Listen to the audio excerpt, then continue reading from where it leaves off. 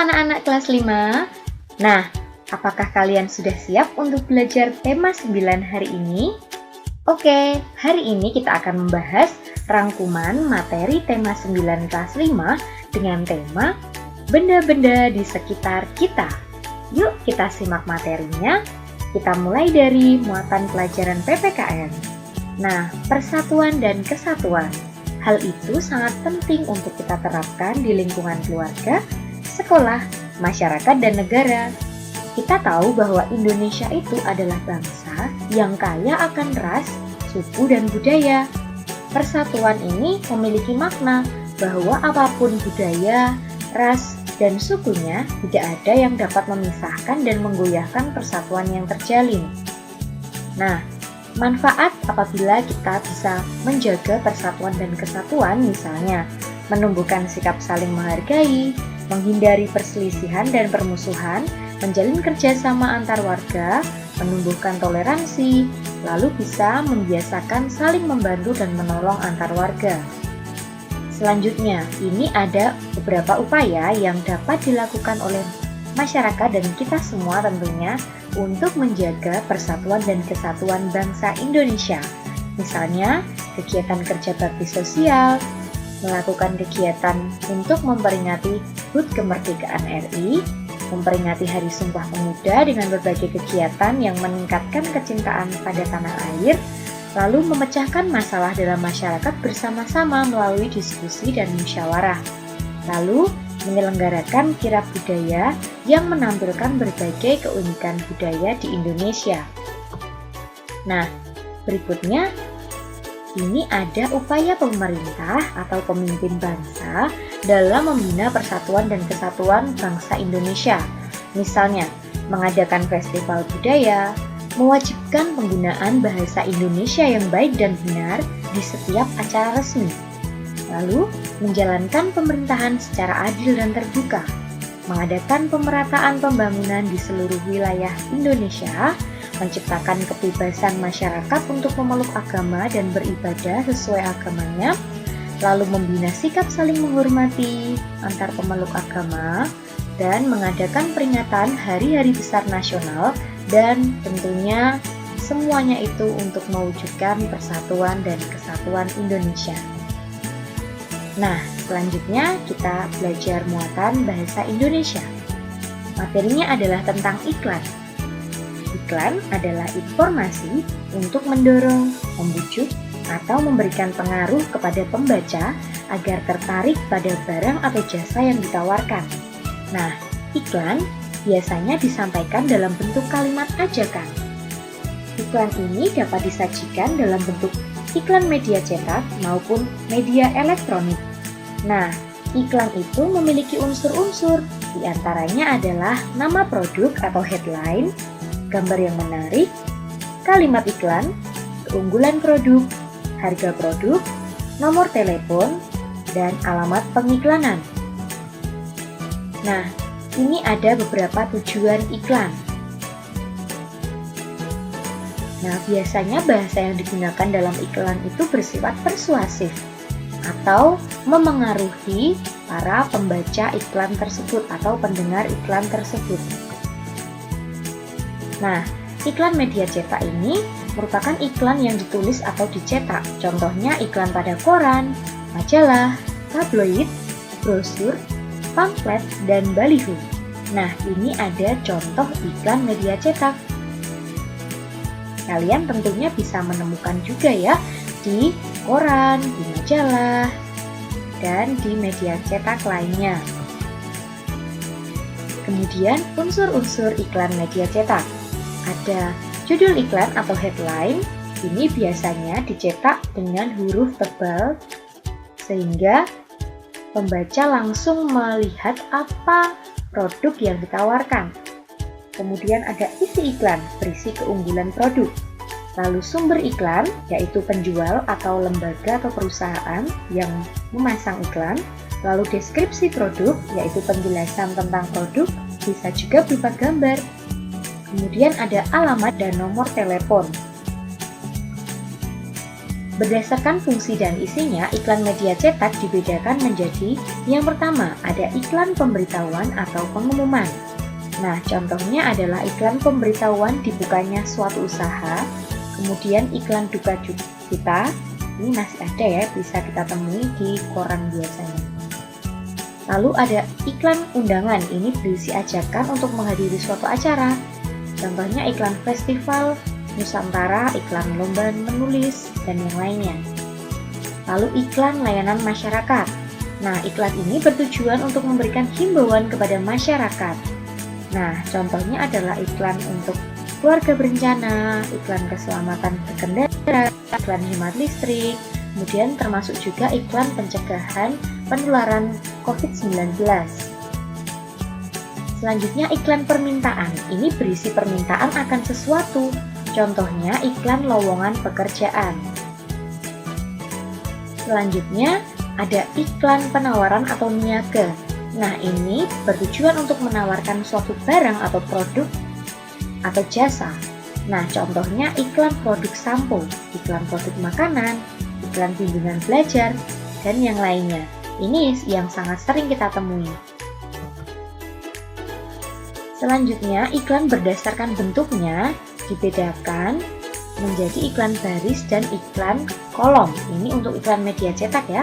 Nah, iklan baris itu yaitu iklan yang singkat atau kecil, biasanya berisi penawaran atau informasi dan terdiri atas beberapa baris saja. Jadi, bahasanya dibuat dengan sangat singkat, namun berisi informasi yang lengkap. Nah, ini ada contoh iklan baris. Sering kita temui di dalam koran. Selanjutnya, iklan kolom. Nah, iklan ini adalah iklan yang memuat beberapa kolom pada halaman surat kabar. Biasanya juga bisa ditambah dengan ilustrasi atau gambar. Lalu ukurannya lebih besar daripada iklan baris. Nah, ini adalah contoh iklan kolom. Selanjutnya, iklan media elektronik. Nah, iklan media elektronik merupakan iklan yang penyebarannya melalui media elektronik seperti TV, radio, internet, dan reklame bergerak. Nah, ini ada iklan radio bersifat auditif, jadi mengandalkan pendengaran untuk menyapa pendengarnya. Biasanya, jika kita mendengarkan radio akan ada iklan-iklan di dalam penyiaran radio tersebut. Selanjutnya, iklan media TV. Nah, tentunya saat kalian menyaksikan televisi atau melihat televisi, biasanya diberi sela dengan iklan. Nah, untuk iklan di televisi ini tentunya tidak hanya mengandalkan suara, tetapi juga gambar dan gerak, maka iklan ini lebih menarik perhatian. Selanjutnya ada iklan media internet. Nah, iklan ini ditayangkan melalui media online seperti website, blog, YouTube, maupun aplikasi yang lainnya. Iklan ini biasanya berupa teks bergerak atau adegan seseorang yang menggunakan produk yang diinginkan. Bisa juga menggunakan audio. Selanjutnya ada iklan media papan reklame elektronik. Nah, iklan ini biasanya ditayangkan melalui papan reklame yang berisi monitor seperti halnya televisi. Nah, saat kita berhenti di persimpangan lampu lalu lintas, biasanya kita akan melihat papan reklame elektronik yang berupa video bergerak. Nah, itu contoh iklan media elektronik. Selanjutnya, berdasarkan isinya, iklan dibedakan menjadi dua, yaitu iklan komersil dan iklan non-komersil. Untuk iklan komersil ini berisi mengenai informasi suatu produk barang atau jasa yang ditawarkan kepada masyarakat. Nah, ini biasanya untuk menarik pembeli agar membeli atau menggunakan barang atau jasa yang dijual. Nah, selanjutnya iklan non-komersial. Ini adalah iklan yang berisi pemberitahuan atau informasi pada masyarakat. Contohnya adalah iklan layanan masyarakat. Jadi iklan ini lebih bersifat untuk mendorong perilaku positif masyarakat terkait isu sosial, jadi tidak menjual produk.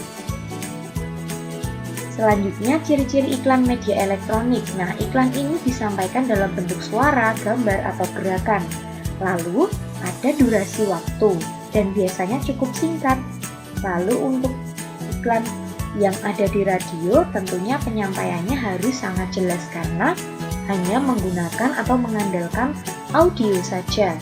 Lalu, iklan media elektronik ini juga biasanya diiringi dengan musik pengiring. Berikutnya, kita belajar muatan IPA. Nah, tentang zat tunggal dan campuran. Benda itu dibedakan menjadi 3 jenis. Nah, masih ingat ya, yaitu benda cair, padat, dan gas. Nah, benda-benda itu menempati ruang dan memiliki massa, sehingga dapat diukur volumenya dan bisa ditimbang massanya. Nah, segala sesuatu yang memiliki massa disebut materi. Berdasarkan komposisi penyusunnya, materi ini dibedakan menjadi zat tunggal dan campuran. Nah, kita pelajari ya. Zat tunggal. Zat ini merupakan zat yang terdiri atas materi sejenis. Contohnya air, garam, gula, besi, kapur, dan emas 24 karat. Kemudian zat tunggal ini dibedakan menjadi 2, yaitu unsur dan senyawa. Nah, unsur adalah zat tunggal yang tidak dapat diuraikan menjadi zat-zat lain yang melalui reaksi kimia. Contohnya oksigen, perak, belerang, dan masih banyak lagi unsur yang ada di bumi ini. Kemudian senyawa. Senyawa adalah zat tunggal yang dapat diuraikan menjadi 2 zat atau lebih melalui reaksi kimia. Contohnya, air dapat diuraikan menjadi gas hidrogen dan gas oksigen. Lalu garam, madu murni, air kelapa, dan asam cuka. Itu ya contoh-contohnya. Nah, sekarang kita beralih ke zat campuran. Campuran itu adalah materi berupa kumpulan dari 2 zat atau lebih. Dalam campuran, sifat-sifat zat asal masih nampak. Campuran ini dapat dibedakan menjadi 2. Yang pertama campuran homogen dan yang kedua adalah campuran heterogen. Campuran homogen merupakan campuran yang zat penyusunnya terlarut secara sempurna. Nah, maka ini juga dinamakan larutan. Nah, pada campuran homogen zat penyusunnya tidak dapat dibedakan lagi. Contoh dari campuran homogen adalah larutan oralit, larutan air garam, lalu sirup, alkohol 70%, udara, perunggu, kuningan. Nah, itu contoh-contoh campuran homogen. Lalu, campuran heterogen. Campuran heterogen ini merupakan campuran yang zat penyusunnya tidak terlarut atau tercampur sempurna. Pada campuran heterogen, zat penyusunnya masih dapat dibedakan.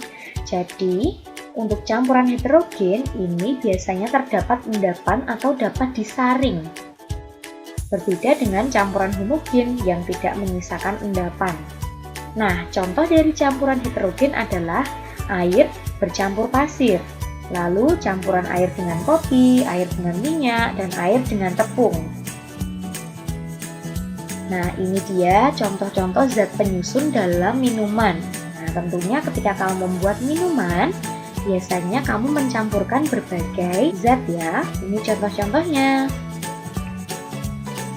Berikutnya, kita ke muatan IPS. Nah, kita akan belajar tentang letak suatu wilayah berdasarkan garis astronomis. Nah, letak astronomis itu adalah letak wilayah berdasarkan garis bujur dan garis lintang pada peta. Garis bujur adalah garis khayal yang membentang secara vertikal di atas permukaan bumi. Sedangkan garis lintang adalah garis khayal yang membentang secara horizontal di atas permukaan bumi. Nah, garis bujur ini berfungsi untuk menentukan pembagian waktu di seluruh permukaan bumi. Kemudian, jika garis lintang berfungsi untuk menentukan zona iklim di bumi. Nah, Indonesia terletak pada garis 6 derajat lintang utara sampai 11 derajat lintang selatan dan 95 derajat bujur timur sampai 141 derajat bujur timur. Nah, Indonesia ini juga dilalui oleh garis khatulistiwa atau disebut juga garis ekuator. Garis ini adalah garis khayal yang membagi bumi menjadi dua belahan, yaitu bumi bagian utara dan selatan. Garis khatulistiwa ini bertepatan dengan garis lintang 0 derajat. Nah, wilayah Indonesia ini dilalui oleh garis khatulistiwa, maka memiliki iklim tropis dan hanya memiliki dua musim saja, yaitu musim kemarau dan musim penghujan. Nah, ini dia pembagian waktu untuk wilayah Indonesia. Ada 3 daerah waktu, WIB, WITA, dan WIT. Selanjutnya tentang kenampakan alam yang ada di Indonesia. Nah, untuk kenampakan alam wilayah perairan ada laut, selat, sungai, dan danau. Berikutnya untuk kenampakan alam berupa wilayah daratan ada dataran tinggi, dataran rendah, pantai. Kemudian kita belajar tentang kegiatan ekonomi masyarakat. Berdasarkan kenampakan alam yang ada di Indonesia, maka kegiatan ekonomi masyarakat Indonesia juga akan beragam. Nah, kegiatan ekonomi ini adalah kegiatan yang dilakukan manusia untuk memperoleh barang atau jasa. Nah, biasanya ini untuk memenuhi kebutuhan hidup. Nah, tentunya hasil kegiatan ekonomi masyarakat di setiap daerah berbeda-beda. Nah, kita akan melihat contoh-contohnya. Ini ada berbagai jenis usaha ekonomi. Ada pertanian, perkebunan, peternakan, perikanan, kehutanan, pertambangan, perindustrian, perdagangan, dan jasa. Lalu, kegiatan ekonomi masyarakat dibedakan menjadi 3, yaitu produksi, yaitu kegiatan menghasilkan barang atau jasa. Kemudian, distribusi, yaitu kegiatan yang dilakukan oleh distributor ya, berupa penyaluran barang hasil produksi kepada konsumen. Lalu konsumsi, yaitu kegiatan seorang konsumen untuk memanfaatkan atau menggunakan barang atau jasa. Nah, selanjutnya SPDT. Masih ingat tangga nada? Nah, tangga nada adalah urutan nada yang disusun secara berjenjang. Nah, dalam seni musik tangga nada dibedakan menjadi 2, yaitu tangga nada diatonis dan tangga nada pentatonis. Tangga nada diatonis adalah tangga nada yang memiliki 7 nada dengan jarak nadanya yang berbeda dalam 1 oktav. Nah, tangga nada diatonis ini dibedakan menjadi tangga nada diatonis mayor dan diatonis minor. Lalu, tangga nada pentatonis. Tangga nada pentatonis adalah tangga nada yang terdiri dari 5 nada pokok. Nah, biasanya sering digunakan pada musik tradisional seperti gamelan. Nah, tangga nada pentatonis dibedakan menjadi yang pertama, tangga nada pentatonis pelok. Tangga nada pelok ini tidak memiliki nada re dan la. Seperti ini ya gambarannya. Kemudian tangga nada pentatonis lendru. Ini tidak memiliki nada fa dan si. Nah, selanjutnya kita ke gerak tari kreasi. Ini merupakan tarian yang diciptakan melalui kreativitas gerakan-gerakan dalam satu komposisi tari. Biasanya dapat menggabungkan pola lantai yang sudah dipelajari. Ini ada contohnya. Lalu kita ke karya seni rupa daerah. Nah, seni rupa daerah ini memiliki suatu ciri khas dari latar belakang sejarah suatu wilayah. Nah, maka setiap seni rupa daerah ini memiliki perbedaan dengan karya seni daerah lain. Nah, contoh-contoh dari karya seni rupa daerah, misalnya karya seni rupa 2 dimensi, berupa karya tekstil, misalnya kain batik, tenun, dan kain songket. Lalu karya seni rupa 3 dimensi, contohnya ukiran kayu, keramik, dan patung. Lalu, secara umum, ciri-ciri karya seni rupa daerah itu bersifat kedaerahan, lalu dipengaruhi oleh budaya dan latar belakang sejarah wilayah tersebut, lalu corak dan motifnya dipengaruhi oleh kondisi fisik atau geografi suatu daerah, dan termasuk juga dipengaruhi oleh corak seni tradisional masyarakatnya. Nah, fungsi karya seni rupa daerah ini dibedakan menjadi fungsi individual dan fungsi sosial. Nah, fungsi individual ini untuk mengekspresikan jiwa, kemudian untuk fungsi sosial ini bisa jadi digunakan untuk media pendidikan, hiburan, komunikasi, dan keagamaan. Selanjutnya, berdasarkan jenisnya, karya seni rupa daerah dibagi menjadi dua, yaitu seni murni dan seni terapan. Seni rupa murni adalah karya seni rupa yang mengutamakan segi keindahan tanpa memerhatikan fungsi. Contohnya, lukisan dan patung. Lalu, karya seni rupa terapan ini mengutamakan fungsi, namun tetap memperhatikan segi keindahan. Nah, contohnya adalah batik, ukiran kayu, gerabah, dan yang lainnya. Lalu, salah satu karya seni rupa daerah itu misalnya batik jumputan, ya, atau juga sering disebut batik ikat celup. Nah, ini ada contohnya ya, motif batik jumputan. Lalu ada juga batik tulis. Nah, untuk batik tulis ini menggunakan malam atau lilin batik. Biasanya prosesnya menggunakan canting. Lalu ini ada proses pemalaman batik ya, mulai dari ngelowongi, nembok, bironi, dan nonyok. Nah, ini cara membuat batik tulis, mulai dari menyiapkan alat dan bahan, membuat pola gambar pada kain, menutup bagian gambar dengan lilin, menyiapkan larutan untuk merendam kain, lalu mencelupkan dan menghilangkan lilin. Kemudian hasil jadi batiknya itu diangin-anginkan atau dijemur. Nah, itu tadi untuk materi rangkuman tema 9 hari ini. Selamat belajar